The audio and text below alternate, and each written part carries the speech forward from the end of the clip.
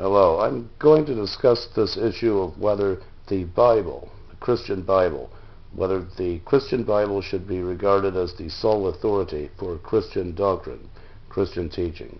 Basically, whether to regard the Christian Bible as the only Word of God, as the only authority. I used to believe that the Christians had to regard the Bible as the only authority. I felt they could come up with teachings and doctrines that were not explicit in the Bible, but that they had to make a good faith effort to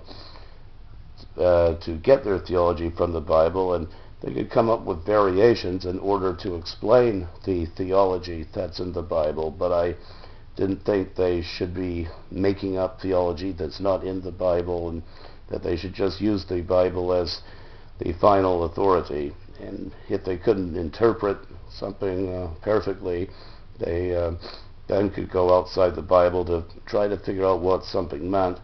But if the Bible did not address a certain topic, then Christians would need to refrain from getting into that topic when defining what kind of teachings are required for being a Christian. But anyway, I moved away from this high view of the Bible when I started thinking about the early Christians and how they organized the church and came up with teachings in the very early days, right after Christ's ascension into heaven. I started trying to visualize these early Christians. I realized that they existed before any part of the New Testament got written, so they didn't have a Bible in order to get their theology. Now, they had access to the Hebrew Scriptures, which would later become the Christian Old Testament. And the Hebrew Scriptures do have some prophecies that could point someone toward Christ, yet they certainly wouldn't have all of the Christian theology in them. It's certainly clear that Christians needed to believe certain things that were not specifically laid out in the Hebrew Scriptures that would become the Christian Old Testament. So the early Christians had to do without a Bible when coming up with their theology. When I realized this, I decided that the Bible could not be regarded as the foundation for Christian theology, and that it would not be the only authority.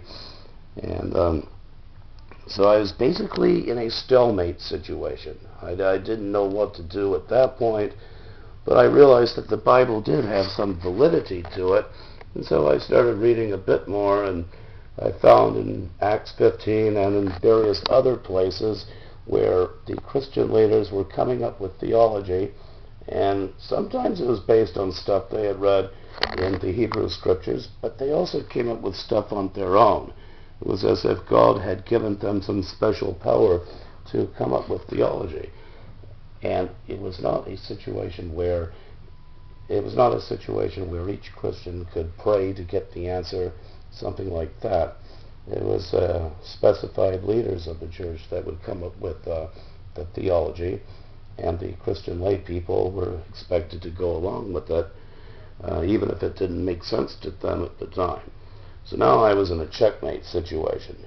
I knew that I had to finally get rid of this theory which says that the Bible is the only authority. In fact, the Bible was no authority at all, since it didn't exist at that time.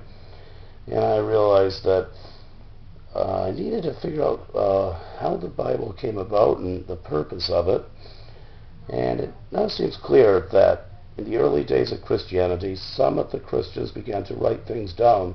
They would address certain topics and things of interest, and then these letters would begin to circulate through various parts of the Christian community, and eventually a bunch of church leaders got together and came across these Christian writings and declared a bunch of them to be the complete set for the Christian New Testament.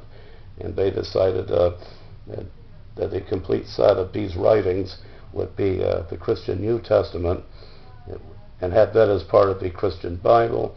And they also gathered up these ancient Hebrew Scriptures and declared the complete set to be the Old Testament, part of the Christian Bible. And thus the Christian Bible was created. This was quite a while after Christianity began. And even after the Christian Bible was created, there was no reason to think that it was some special document for getting all of Christian theology in it. It was basically just an interesting book that they had decided was inspired by God and that they wanted to have as their literature. So we would not say that the Bible is the complete Word of God. We'd say that it's an interesting book. It talks about some interesting things, including a brief sketch of the early history of the Christian Church. And even though it was inspired by God, we cannot use that as the only basis for Christian theology. It's more of a historical book rather than a book for building Christian churches and things of that nature.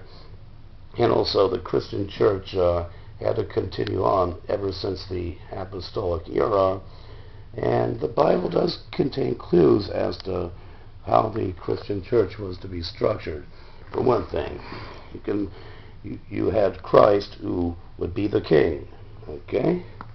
So you got Christ as the king, but then when he ascended into heaven, he needed some people to represent him, to oversee the church. So you got the overseers, and the word bishop is from the Greek word for overseer. So you got the bishops that would oversee the church. And then, of course, you got the lay people who were not to have any kinds of powers. They were basically kind of like the pawns in a way, I would say. So you got the king and the bishops and the pawns. And how did people become bishops? Well, the original bishops were the apostles, 11 men that Christ chose for the Great Commission. Then they ordained more bishops, who ordained more bishops and all that. And so you got Christ the King, the bishops, and then the lay people, like myself, would be just the pawns. And now the pawns are important, but they don't make the decisions, you see, unless they get ordained, in which case they can become bishops. And that's just the way it is. So, and you've got this imagery in the Bible where the leaders of the church had authority over it, and the lay people were expected to comply. They were not able to pray to God directly in order to get theology. Instead, it was just the clergy, the bishops, and also local churches were not independent of the larger church. Local congregations did not select their own pastors or anything like that. It was handed down by the authorities. Now, there are passages indicating that sometimes the local congregation could choose somebody and then have that person get ordained by someone who was already ordained. And so you had that kind of autonomy sometimes, but the local congregation could not ordain the person. The person had to be ordained by someone who was already ordained, and so we had these long lines of ordination stretching back to the 11 apostles whom Christ sent on the Great Commission. And so that's basically the way it is.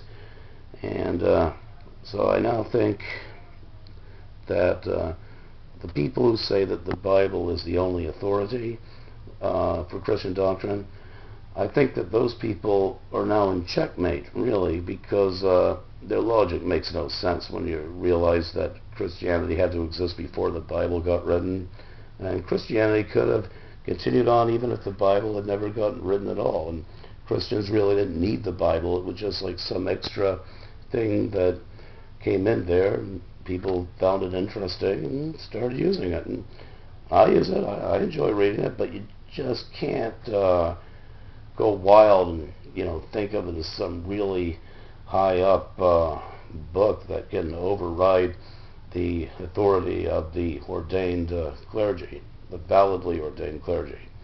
Because Protestant clergy are not validly ordained at all. I made it pretty clear what I think of the Protestant junk and those people. Well, anyway, so on.